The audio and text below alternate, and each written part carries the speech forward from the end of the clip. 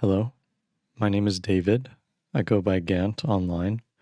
I wanted to make a quick video to catalog my thoughts regarding the recent release of a free adventure for BXD&D that I wrote called The Flames Witnessed at Temperance. I released it a few weeks ago, and it kind of served as a little break from a larger project that I've been working on for many months now. And it was also a way for me to test the waters of the scene, if you want to call it that, and in passing also receive some much needed feedback, which I didn't expect I necessarily needed so much. Not because I'm prideful, but just because I didn't necessarily realize certain aspects about my writing that, well, I'll get into it.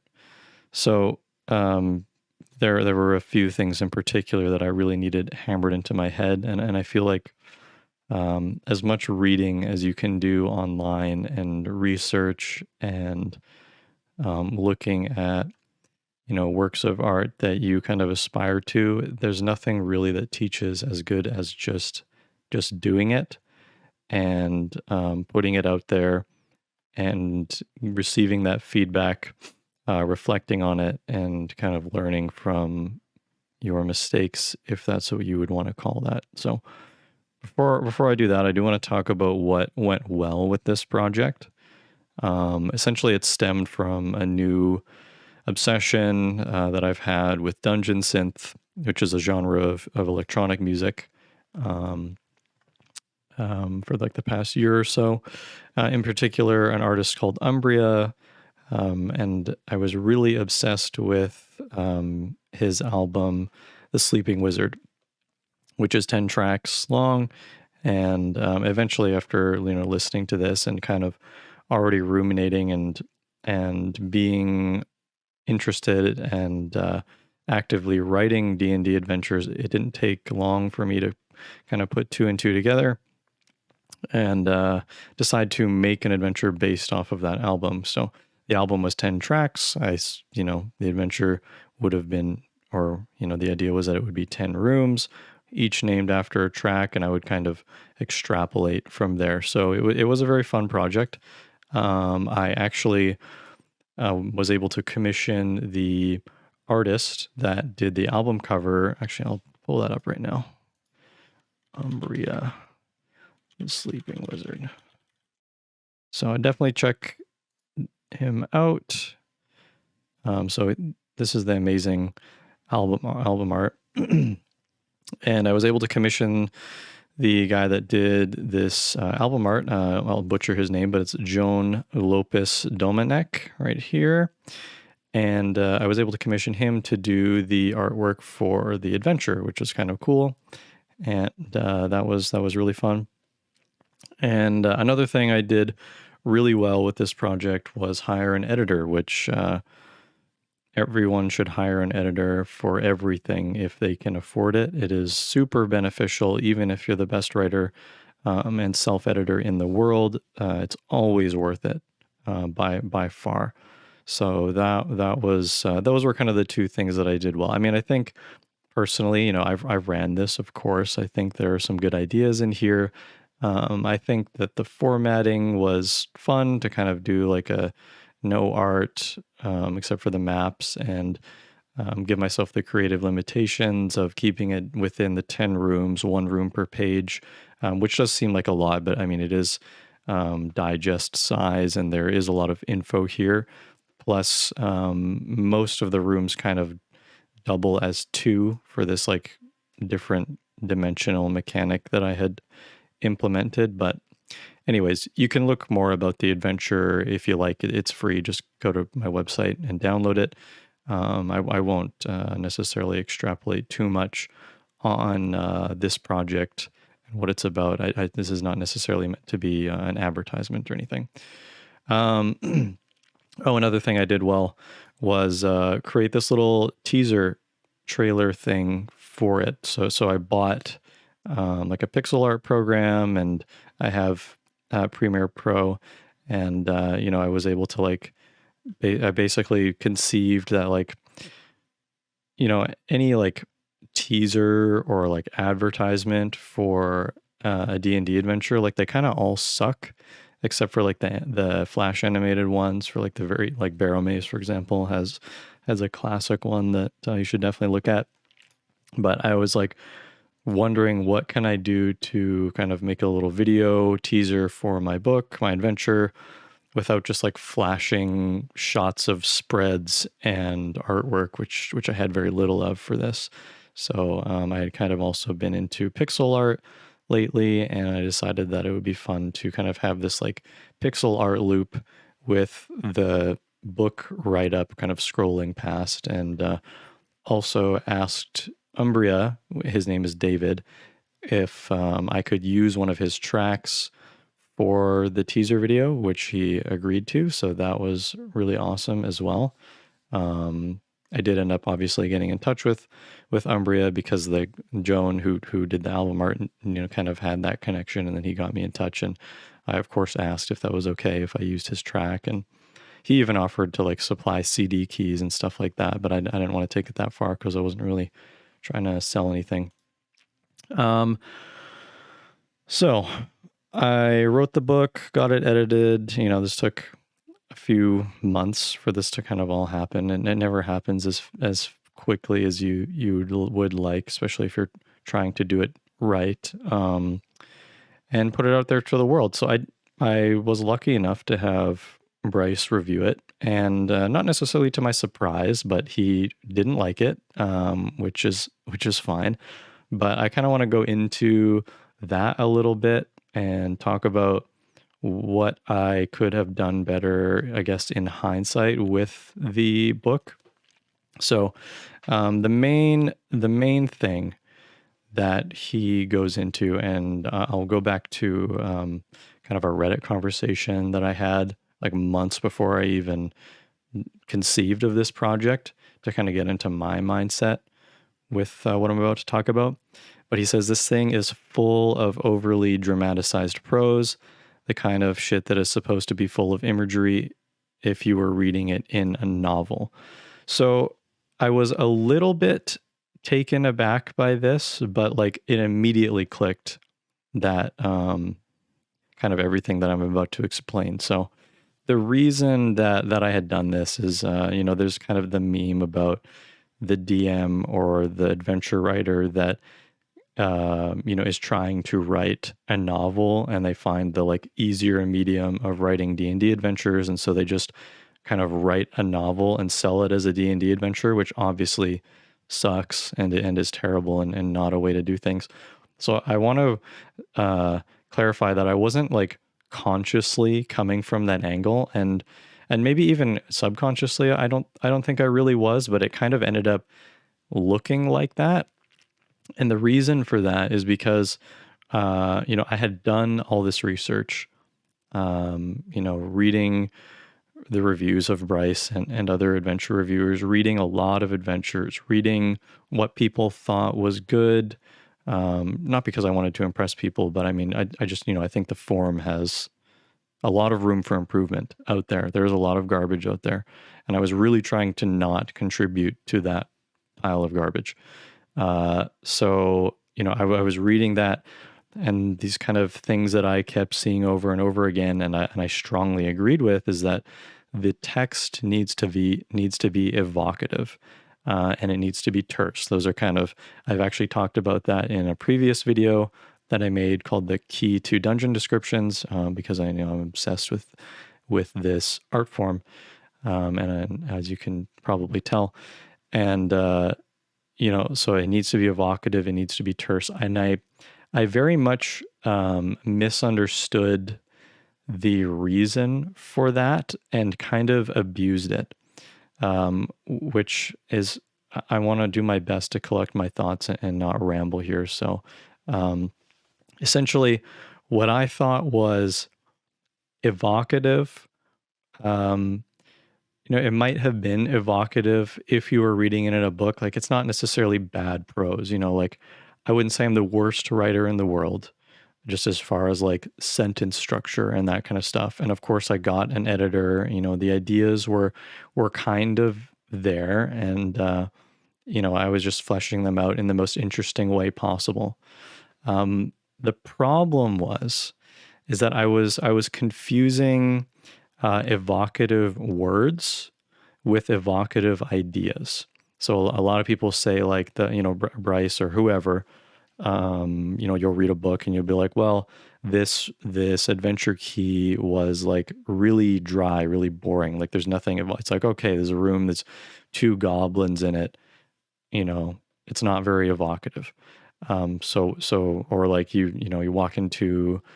Well, I guess I'll switch over to my other tab here, and I'll go into a little bit. This might help explain. So, um, not to ramble too much, but a while ago, before I'd even started the project, I have been obsessed with like what is the best format for a room key, and so I had like just posted to Reddit and made a vote because I'm not really a big fan of like the OSE house style with like and I know a lot of people like really you go farther than that and like kind of abuse the bullet points and the formatting, which I do like a little bit of, but it's definitely too much in a lot of cases.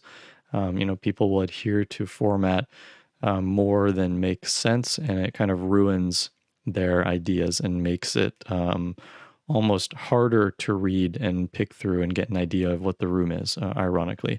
So, I was just kind of doing some research here and seeing what worked best, getting some other opinions, which is always a great thing, and you should always do that. And I'll obviously don't be shy about explaining that you're planning on using it for a paid product. Don't just try and get free market research and steal people's ideas and opinions, and not give credit.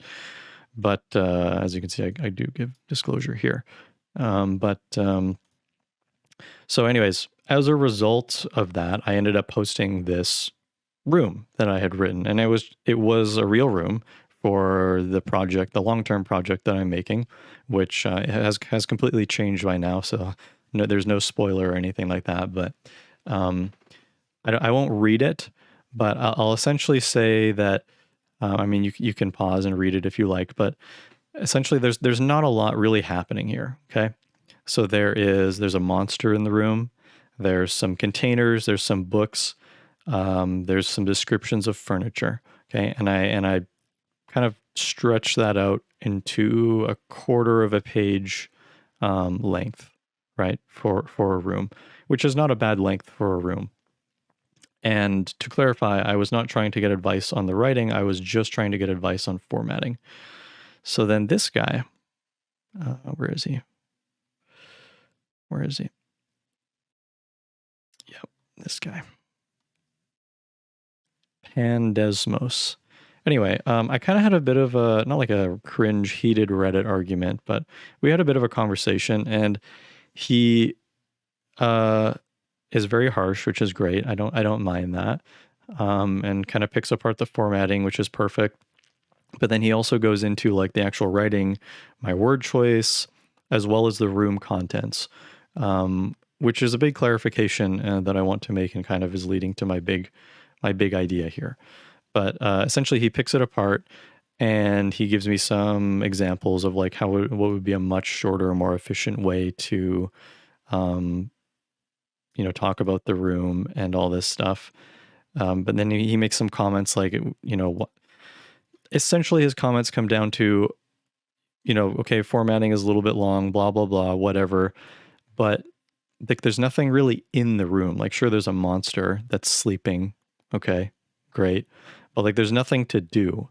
And, I kind of disagree with him. And I'm like, well, there's plenty of empty rooms in dungeons, right? You can't have the room filled to the brim with cool stuff all the time. So like, which is fine. So, the chest is empty. It's like that's fine. There's still interaction that can be had with that, was kind of my argument. And I was kind of right, but I was kind of wrong. And And it was this conversation that I had with Pandesmos that should have tipped me off that I was kind of heading down the wrong direction in some aspects as far as adventure writing. So back to Bryce, full of overly dramatized prose. Let's see, some of the particular lines that he makes fun of, which is great, are he says, in defiance of expectantly calm conditions, which is a line from the book. And he's like, how am I supposed to run that? And then he says, one of the encounters is called the Trees Will Remember and has a statue in it that does nothing. He gets a little bit confused here, but another line he picks apart is half-buried crab cages entomb expired crustaceans where the gulls cannot reach. And then he says, why do we care that the gulls can't reach the crab bodies? What the fuck is the point? And honestly, he's absolutely right. Now, I won't say that like the sentence is a little purple, of course. I think a little bit of purple prose is charming here and there. That's not necessarily the problem. It could even be argued that that sentence is evocative. It is quite evocative. But to a dungeon master or a referee trying to run a game, it's completely useless. It really provides no value. And that's something that I now realize and didn't necessarily at the time. And that phrase that where the gulls cannot reach turned into a bit of a meme later down in the comments, and you can go and read the review to if you'd like to laugh along with me and the 10-foot pole comment section, which is a little bit sus sometimes. But anyways, so where am I going with all this? This kind of brings me back to I mean, I had a few different ideas of what I wanted to call this video. And one of those was good words don't fix boring rooms, which is what I have been trying to do with my adventure writing style for the past entirety of my writing. And that's not to say I don't have cool ideas in here. One of the common phrases thrown around in adventure reviewing and writing chats is conceptual density, and that is the idea that you take as many good ideas as possible and stuff them into as many on a page as you can fit without it being unwieldy. And I have good ideas, and there's like some lines that Bryce likes and that other people like, and this adventure is very playable. It is not boring, but it's not exceptional, and I want to make one that is exceptional one day. So that's why I'm thinking about this kind of stuff.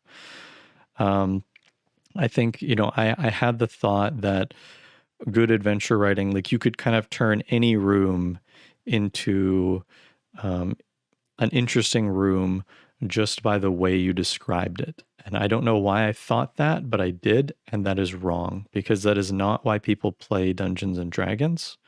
That is not why people play TTRPGs. That is why people read books, but this is not that. They're different.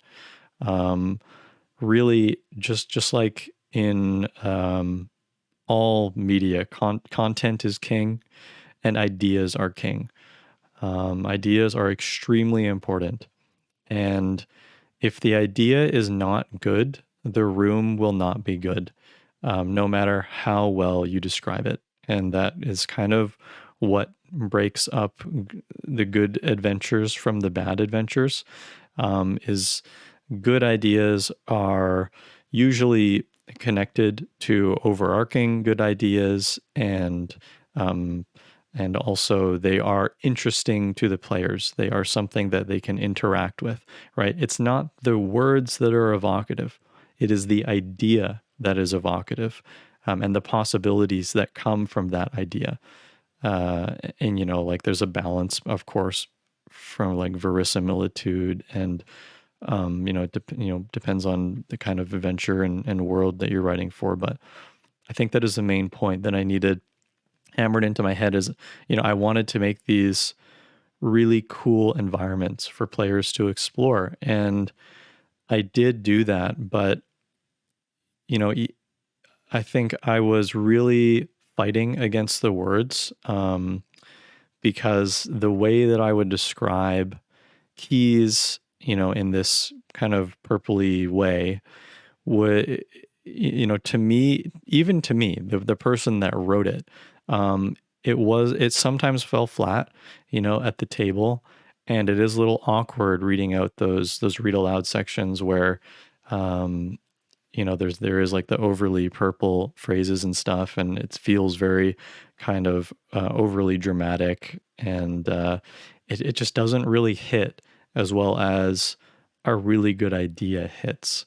And it took me a long time to figure that out. And I don't want other people to have to go through that, and I learned the hard way. So I'm just making this video to kind of reiterate that. Um, what I was doing was I was mistaking the poetic for the evocative, and I'm not trying to hype myself up as some amazing poetic writer. I'm just a hobbyist. It's whatever. I've only been doing this for not that long.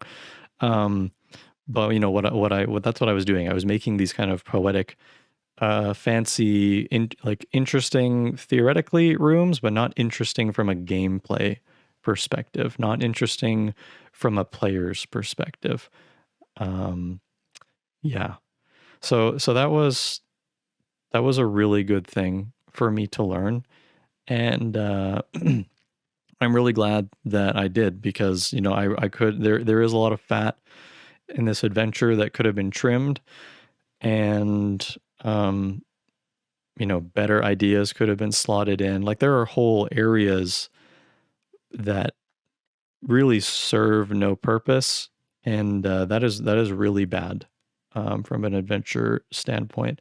Of course, you need those places in between, but um, yeah, it just could have been a lot better in hindsight. And going forward, obviously, I need to think more from like an ideas first perspective, um, and really not, being so committed and limiting myself because of that commitment to my own way of the way that I think I'm going to be different. And I think a lot of people do that as well, is they kind of get an idea for like the type of layout they're going to do, or the type of cartography they're going to do, or the type of dungeon they're going to make. And as soon as you put a limit and say like, oh, I'm not going to go in that direction with this, you're really doing yourself a disservice, because cutting off that creative flow of ideas will give you writer's block like instantly. uh it's better to just blurt it all out, get it all on paper, and then cut the ideas that don't really make sense, or transform them into something that works a little bit better, um, and connect things. It's better to come up with a crazy idea and an excuse to make it work than to just have something be just a boring nothing idea, with nothing to do.